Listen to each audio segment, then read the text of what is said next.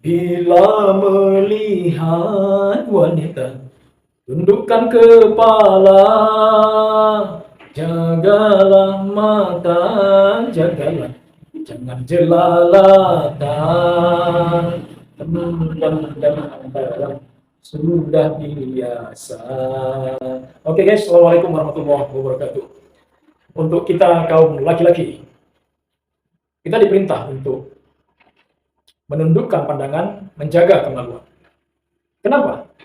Karena kalau kita tidak tundukkan pandangan, tidak menjaga kemaluan, godaan-godaan yang datang kepada diri kita, godaan maksiat maksudnya, godaan perempuan yang bisa mengarah kepada terjadinya sentuhan, pelecehan, perzinahan suka sama suka, ataupun pemerkosaan, dan lain sebagainya.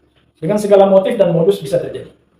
Jadi aku ingin bicara pagi ini guys, adalah kita laki-laki ini tidak bisa dipungkiri, kita ini kan agak liar dan bebas ya, terutama dalam urusan pandangan dan kemaluan. Jadi kita mesti jaga pandangan kita, mesti jaga kemaluan kita, karena godaan kita yang terbesar itu sebenarnya bukan harta, bukan jabatan, walaupun itu sangat menggiurkan. Godaan yang paling dahsyat dan hebat itu adalah godaan dari perempuan, dari aurat mereka. Kalau mereka menutup semua auratnya, yang terlihat hanya mata dan telapak tangan saja, kita masih bisa nggak tergoda? Bisa. Nggak akan menghalangi kita, tapi sekurang-kurangnya itu sudah membantu kita. Jadi kaum wanita diminta untuk menjaga aurat mereka dan menjaga agar tidak tampil di depan laki-laki, kecuali dalam hal tertentu yang memang penting. Mendesak, misalnya harus berbelanja ke pasar, suaminya tidak ada misalnya. Tidak ada misalnya lagi luar kota, lagi ada urusan lain, sehingga dia yang harus mewakili. Atau dia bekerja, sehingga tidak bisa dihindari akan bertemu dengan yang bukan mahram. Nah cilakanya guys, urusan soal aurat ini bisa terjadi bukan cuma di tempat kerja, di pasar, tapi juga bisa terjadi di rumah. Dan itu bisa terjadi juga baik mahram maupun bukan mahram.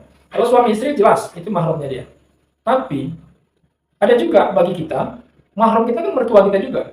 Fakta menunjukkan ternyata hubungan seks suka sama suka, ataupun karena ada godaan, apalagi mungkin karena ada paksaan, katakanlah pemerkosaan, itu bisa juga terjadi kan. Jadi anak dengan ibu bisa berzina, mertua dengan menantu bisa berzina, ya, omnya, pamannya, abangnya bisa berzina dengan kemanakan atau adiknya. Sepupu bisa berzina, kalau sepupu itu sudah bukan mahram ya.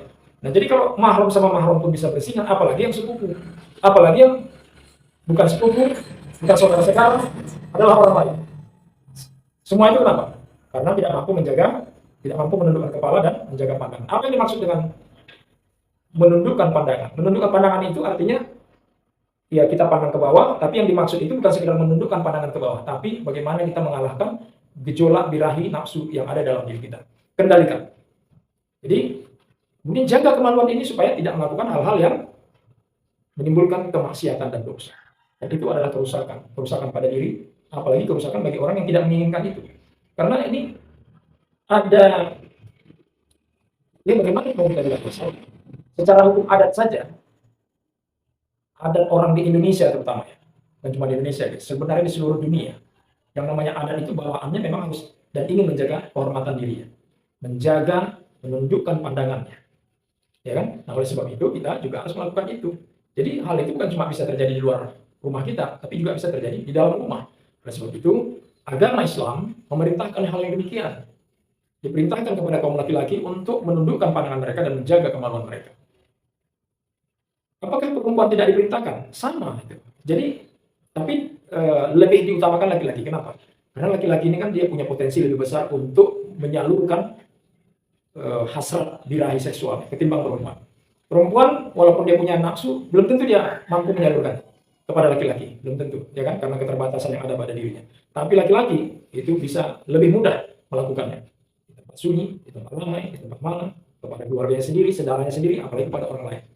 Tapi ingatlah, rumah bukan berarti tempat yang aman bagi terjadinya perzinahan dan kemaksiatan. Dimanapun hal itu bisa terjadi, tergantung kita mampu tidak mengendalikan diri. Atau dengan bahasa lain, menundukkan pandangan kita, menundukkan nafsu birahi kita, dan menjaga kemaluan kita. Al-Quran, Surah An-Nur ayat 30. Hendaklah laki-laki menundukkan pandangan mereka dan menjaga kemaluan mereka. Semoga bermanfaat dan jangan sampai terjadi perzinahan, baik suka sama suka maupun karena digoda, akhirnya terpaksa dia mau, apalagi karena pemerkosaan. Semoga semua diri kita dan keluarga kita selamat dari perbuatan kemaksiatan ini. Assalamualaikum warahmatullahi wabarakatuh.